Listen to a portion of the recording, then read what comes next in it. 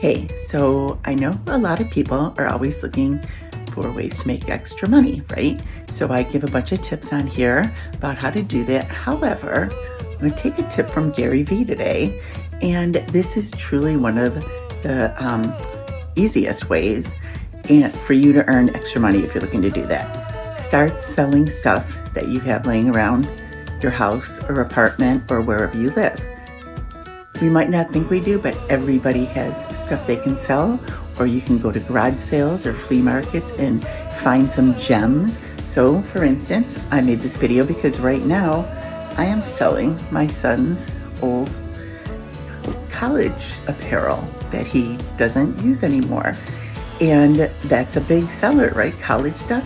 So just think about it, look around your house. You might have stuff to sell you don't even realize that.